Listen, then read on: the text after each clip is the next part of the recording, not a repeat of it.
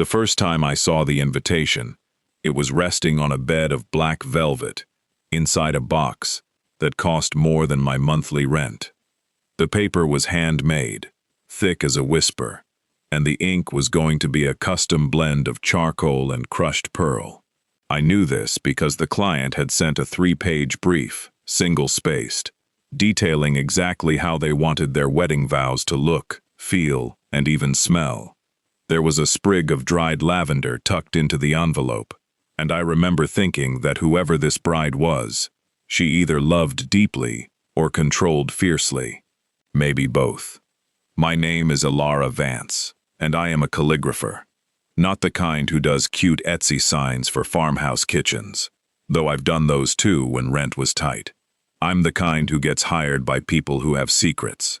Old money families who want their lineage recorded in iron gall ink. Law firms who need a single illuminated page for a retiring partner. And occasionally, very occasionally, people like Dominic Vieri. Dominic Vieri was not just a client. He was a name that made other names go quiet. In our city, he owned half the legitimate businesses and all of the illegitimate ones, depending on who you asked. He was tall, broad-shouldered, with eyes the color of cold coffee and a mouth that rarely smiled. I'd seen him once, 2 years ago, at a gallery opening where I'd been hired to address envelopes. He'd walked through the room like a storm front, and everyone had felt the pressure drop. I never imagined I'd be sitting in my tiny studio apartment, holding a brief for his wedding.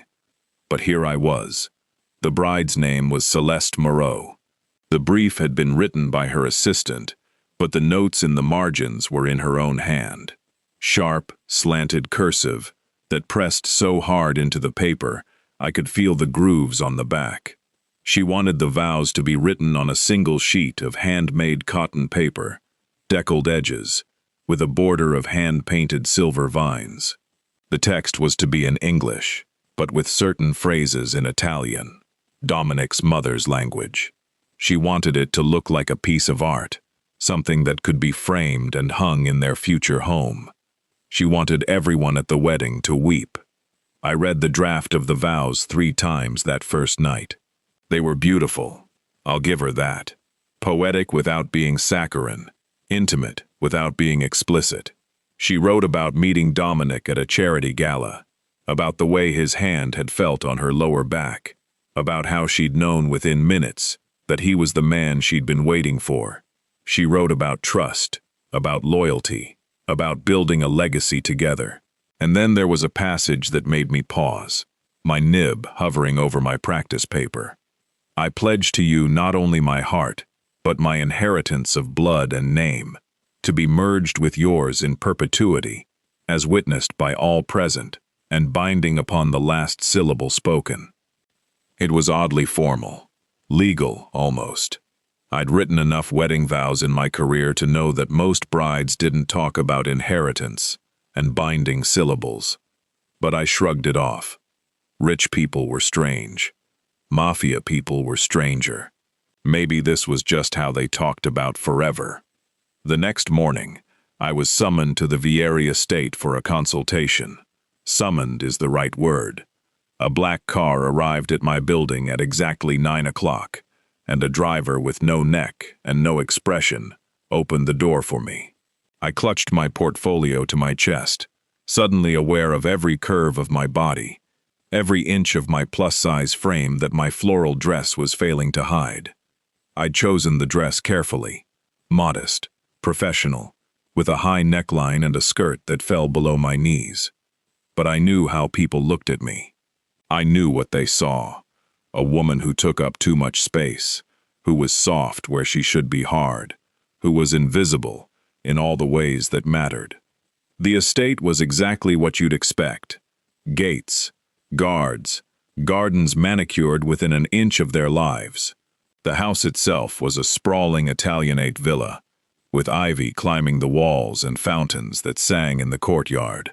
I was led through a marble foyer, past rooms filled with art that belonged in museums, and into a sunlit conservatory, where a long table had been set up with tea service and a single chair. Celeste Moreau was already seated. She was, objectively, one of the most beautiful women I had ever seen, tall and slender, with honey blonde hair swept into an elegant chignon, cheekbones that could cut glass, and eyes the color of sea glass. She wore a cream-colored silk blouse and tailored trousers, and her fingers were adorned with a diamond that could have paid off my student loans. She looked at me, the way you might look at a piece of furniture you were considering returning. "You're the calligrapher," she said. It wasn't a question. "Yes," I said, setting my portfolio on the table. "Elara Vance. Thank you for trusting me with your vows. They're beautiful." She smiled, but it didn't reach her eyes. "I know they are. I wrote them myself." I nodded, opening my portfolio to show her samples of my work. "I've brought some examples of different scripts. For something this personal, I thought a modified copperplate might work well. It's elegant, but still warm, and it handles the pressure variations beautifully." She barely glanced at the pages. "I'm sure whatever you do will be fine. My assistant said you came highly recommended." "I'll do my best to honor your words," I said, trying to keep my voice steady. "Is there anything specific you'd like me to emphasize? Any phrases that are particularly important to you?" She tilted her head, studying me with a kind of detached curiosity. "You know, it must be strange," she said, "doing this for a living, writing love stories for other people. Does it ever make you lonely?" The question landed like a slap. I felt my cheeks flush, but I kept my expression neutral. "I find it fulfilling," I said carefully. "Every couple has a unique story, and I get to be a small part of it. But you don't have your own story, do you?" She gestured vaguely at my body, at the space I occupied. "Romance must be hard for women like you. The world isn't exactly kind." I didn't answer. I couldn't. My throat had closed up, and my hands were trembling slightly, so I pressed them flat against the table. She smiled again, that cold, glittering smile, and took a sip of her tea. "Well," she said, "I'm sure you'll do a lovely job with the calligraphy. That's what matters, isn't it? The surface." I don't remember leaving the conservatory. I don't remember walking back through the marble foyer or getting into the black car. What I remember is sitting in my studio apartment that night, staring at the draft of the vows, and feeling something shift inside me. Not anger, not yet. Something quieter. Something that felt like a door opening in a room I hadn't known existed. I read the vows again, and again, and again. I read them until the words blurred, and my eyes burned. And then I read them once more, because something was wrong. Something I couldn't quite name. It was the rhythm, I realized. The cadence of certain phrases. They didn't match the rest of the text. The love story parts were fluid, natural, full of sensory detail and emotional vulnerability. But then there were these other sections. Stiff, archaic, almost liturgical, that felt like they'd been copied from somewhere else and stitched into the fabric of the vows. "I pledge to you not only my heart, but my inheritance of blood and name, to be merged with yours in perpetuity, as witnessed by all present, and binding upon the last syllable spoken." I pulled out my laptop and started searching. I didn't know what I was looking for, not exactly. I just knew that I'd seen language like this before. In my line of work, you encounter all kinds of documents: wills, contracts, property deeds, old family records. I'd spent years studying the way words were shaped, not just visually, but legally. I'd learned to recognize the weight of a clause, the trapdoor of a subparagraph, the way a single comma could change everything. It took me 3 hours to find it. I was deep in a digital archive of historical legal documents, scrolling through scanned pages of 19th century inheritance law, when I saw the phrase, "inheritance of blood and name, to be merged with yours in perpetuity." It was from a case involving a wealthy Italian family, the Contarini family, who had established a trust in 1887. The trust contained a clause that allowed for the transfer of the entire fortune to a spouse, but only if certain conditions were met. The conditions had to be declared publicly, in front of witnesses, using specific language, and once the words were spoken, they were irrevocable. My heart was pounding so hard I could feel it in my temples. I kept reading. The Contarini Trust had been dormant for decades, the family line supposedly extinct. But there were rumors, legal rumors, the kind that circulated in obscure probate courts, that a distant branch had survived, and that the trust was still active, waiting for someone to claim it. I looked at the draft of the vows again. Celeste Moreau's beautiful, poetic words, her oddly formal phrases, her insistence on a public ceremony with hundreds of witnesses, and I understood, with a cold, creeping horror, what she was planning to do. She wasn't marrying Dominic Vieri for love. She was marrying him to trigger the Contarini clause. The moment she spoke those words at the altar, in front of everyone, the trust would activate, the fortune would transfer, and Dominic, powerful, dangerous, ruthless Dominic, would be legally bound to a woman who had been playing him from the start. I sat back in my chair, my hands shaking. What was I supposed to do with this information? I was a calligrapher, a nobody, a woman who took up too much space and was invisible in all the ways that mattered. Who would believe me? And even if someone did, what would happen to me if I spoke up? Celeste had already shown me exactly what she thought of women like me, and Dominic Vieri was not a man you crossed without consequences. But I couldn't stop thinking about it. The words were burned into my brain now, their double meaning glowing like embers. Every time I closed my eyes, I saw the altar, the flowers, the guests, and Celeste's cold, glittering smile as she spoke the words that would steal everything. I didn't sleep that night. By dawn, I had made a decision. I would finish the calligraphy. I would deliver the vows as promised. But I would also make a copy, a second document, with the suspicious passages highlighted and annotated, with the legal research attached. And I would find a way to get it to someone who could do something about it. The problem was, I didn't know who that someone was. I couldn't just walk up to Dominic Vieri and hand him a folder. I'd be stopped by security before I got within 50 feet. I couldn't send it anonymously. It would be dismissed as a crank, or worse, intercepted by Celeste's people. I needed an ally, someone inside the Vieri household, someone who had power, and who had reason to listen. That someone turned out to be Nonna Vieri. I met her 3 days later, when I returned to the estate to deliver the finished vows. The same black car, the same silent driver, the same marble foyer. But this time, instead of being led to the conservatory, I was taken to a small sitting room on the second floor, where an elderly woman was waiting for me. She was tiny, barely 5 feet tall, with a cloud of white hair and eyes that were the same cold coffee color as Dominic's. She wore a black dress with a lace collar, and her hands were gnarled with arthritis. But when she gestured for me to sit, the movement was sharp and commanding.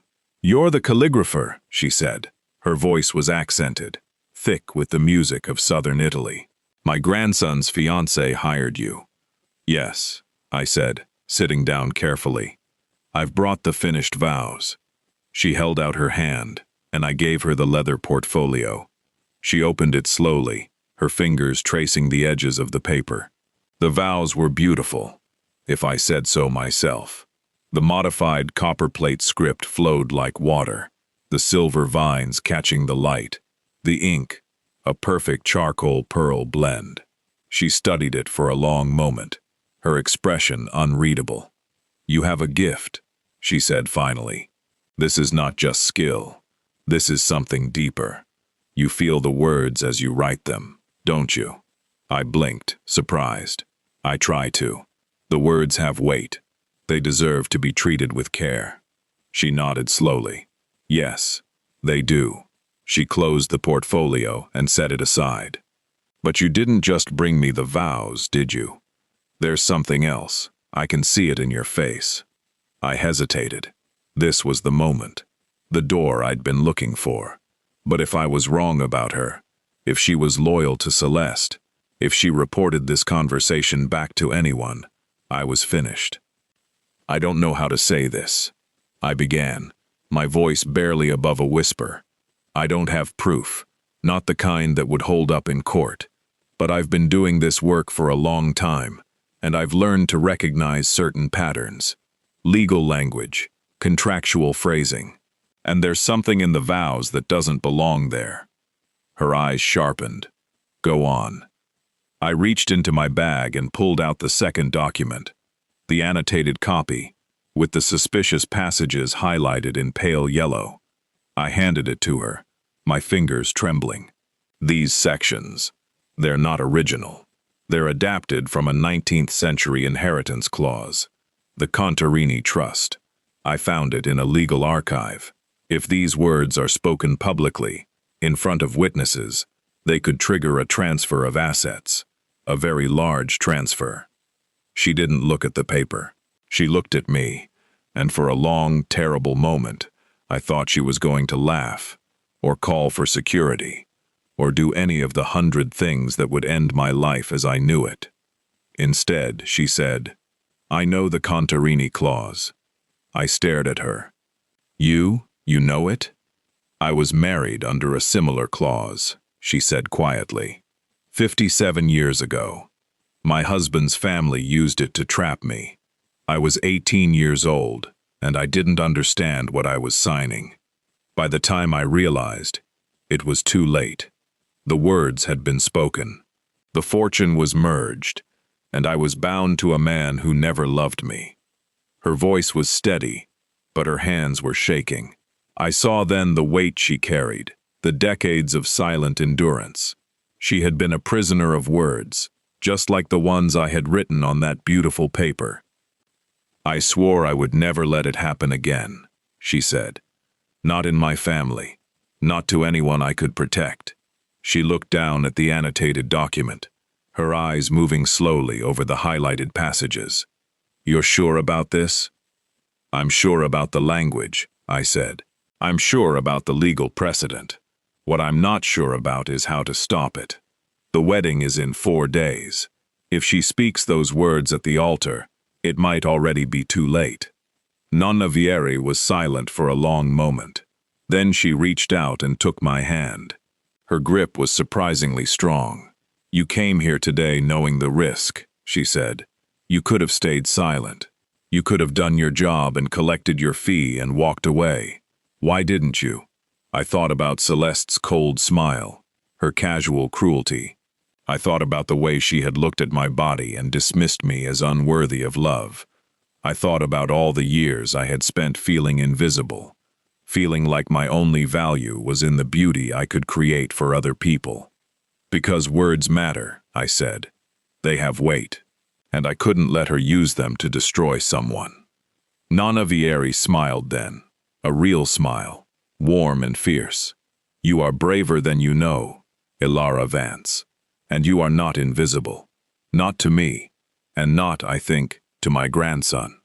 She stood up, still holding my hand. Come, she said, we have work to do. What followed was a blur of whispered conversations and careful planning. Nonna Vieri had access to the family's legal team, and she brought in a sharp-eyed woman named Francesca, who specialized in trust law. Francesca confirmed everything I had found.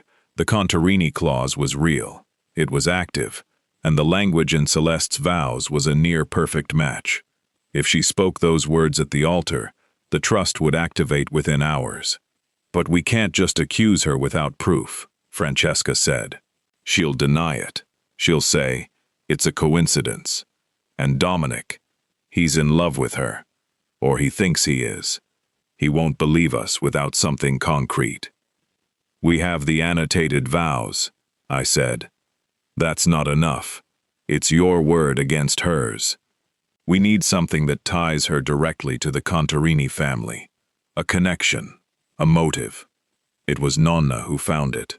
2 days before the wedding, she emerged from her private study with a leather-bound journal, its pages yellowed with age. "This belonged to my husband's mother," she said. She kept records of every family in our circle, every alliance, every marriage, every secret. She opened the journal to a page near the back. Look, there, in faded ink, was a family tree, the Contarini family, and at the bottom, a name that made my blood run cold. Celeste Moreau. Born Celeste Contarini, adopted by the Moreau family at age 7, after her parents died in a fire that was never fully explained. She's been planning this for years, Francesca breathed. She changed her name, erased her past, and positioned herself to marry into the Vieri family. The wedding vows are the final piece, the public declaration she needs to claim the trust. And once the trust is activated, Nonna said, she'll have access to a fortune that rivals our own. She could dismantle everything my husband built, everything Dominic has protected. I looked at the journal, at the careful handwriting that had recorded a family's secrets decades ago. What do we do? Nonna closed the journal. We go to the wedding, she said, and we make sure those vows are never spoken. The day of the wedding dawned bright and cruel, the kind of perfect spring morning that mocked the storm gathering inside me. I dressed carefully, choosing a deep green dress that skimmed my curves and made me feel, for the first time in years, like I had a right to take up space. Nonna had sent it to me the night before, along with a note that said simply, "Wear this. Hold your head high. You are not invisible." The ceremony was being held in the estate's grand ballroom, a cavernous space filled with flowers and candles, and hundreds of guests dressed in their finest. I slipped in through a side entrance, my heart hammering against my ribs. I had the annotated vows in my bag, along with the Contarini family journal and Francesca's legal analysis. I also had the original vows, the beautiful, treacherous document I had spent a week creating. I had brought it as evidence, but also as a reminder. And words have weight, and I was about to use them. I found Nonna in the front row, seated in a place of honor. She was wearing black, as always, but there was a glint in her eye that told me she was ready.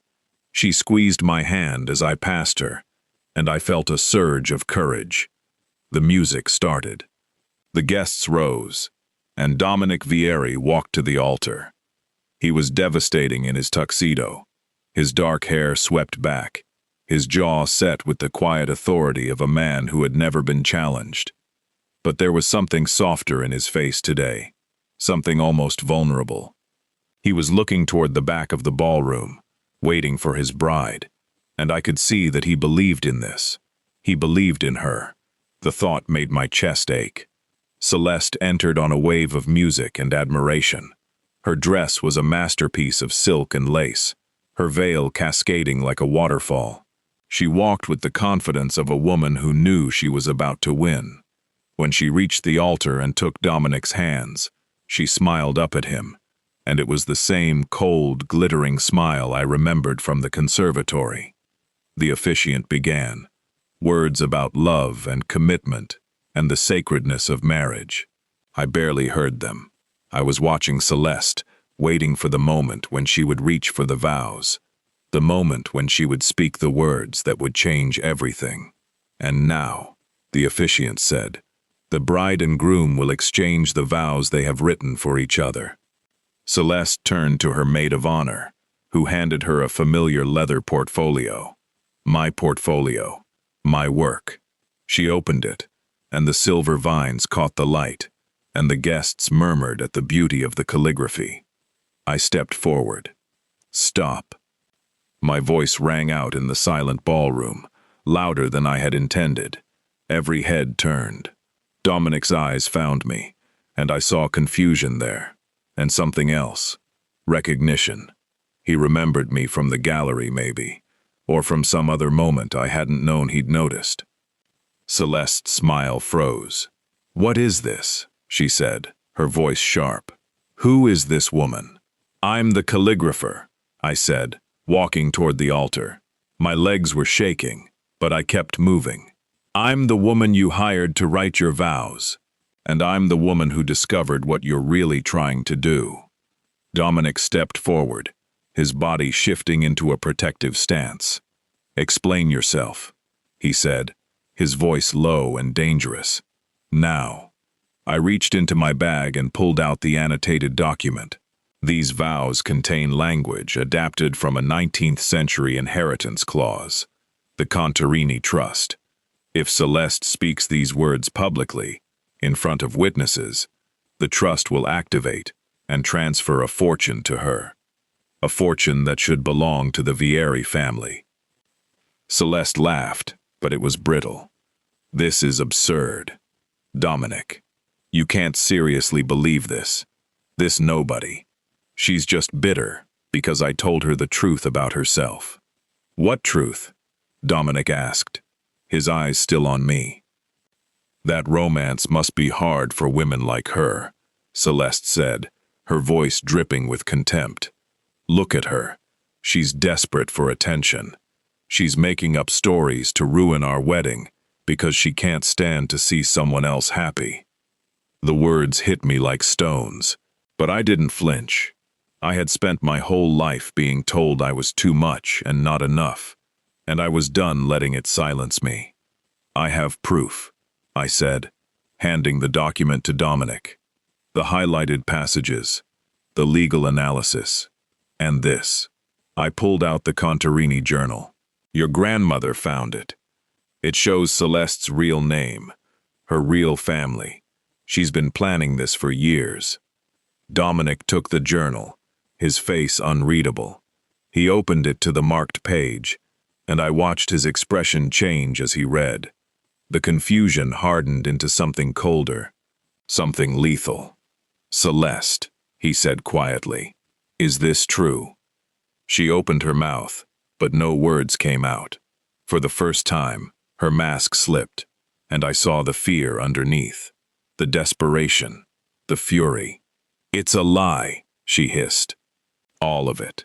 She forged that journal. She's trying to destroy me." "I didn't forge anything," I said. "And you know it. You know exactly what you were trying to do. You mocked me for being invisible, but it turns out that being invisible is exactly what let me see the truth." Nonna Vieri rose from her seat. "I can confirm everything she said," she announced, her voice carrying through the ballroom. "I recognized the clause the moment I saw it. I was trapped by a similar one, 57 years ago. I will not let it happen to my grandson." The guests erupted in whispers. Celeste's face went white. And Dominic looked at me with an expression I couldn't read. It wasn't gratitude exactly. It was something deeper, something that made my heart stutter. "Security," he said, his voice cutting through the noise. "Escort Miss Moreau off the property. She is no longer welcome here." Celeste screamed. She fought. She said things I won't repeat, but in the end, she was led away, her beautiful dress trailing behind her like a broken promise. The guests were dismissed, murmuring and shocked. The ballroom emptied, until it was just me, Dominic, and Nonna. Dominic turned to me. He was still holding the annotated vows, his knuckles white against the paper. "You risked everything," he said. "Why?" I swallowed hard. "Because words have weight, and I couldn't let her use them to hurt you." He stepped closer. He was so tall, so overwhelming, but I didn't back away. I had faced down a Mafia bride and a century-old legal trap. I could face him. "You're the calligrapher," he said softly. "The one from the gallery. I remember you. You were addressing envelopes, and your hands were so steady. I watched you for 10 minutes before I could look away." I blinked.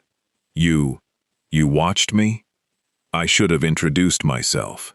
I should have hired you then. But I was a coward. He reached out and took my hand, the one that had held the pen, the one that had written his almost destruction. He lifted it to his lips and pressed a kiss to my ink-stained knuckles. I'm not a coward anymore. The kiss was soft, reverent, a quiet vow of its own. I felt it travel up my arm and settle in my chest, a warmth that chased away the cold of Celeste's cruelty. You saved my family, he said against my skin. You saved me, and I will spend the rest of my life making sure you never feel invisible again. Nana Vieri smiled from her seat, her eyes bright with tears. It's about time, she said. I was beginning to think you'd never notice a real woman, Dominic. He laughed, a surprised, rusty sound, and I realized it was the first time I'd heard him laugh. It was beautiful. I notice her now, he said, still holding my hand. I notice everything. And in that moment, standing in the wreckage of a wedding that never was, surrounded by flowers and candles and the ghost of a betrayal, I felt something I hadn't felt in years. I felt seen. I felt valuable. I felt like the words I had written, the words I had fought for, had finally given me a story of my own. It wasn't a fairy tale. Dominic Vieri was still a dangerous man, and our future would be complicated and messy and full of challenges I couldn't yet imagine. But as he kissed my knuckles again, as Nana rose to embrace me, as the morning sun streamed through the ballroom windows, I knew one thing for certain. I was not invisible. I never had been. And the words I wrote from this day forward would be my own.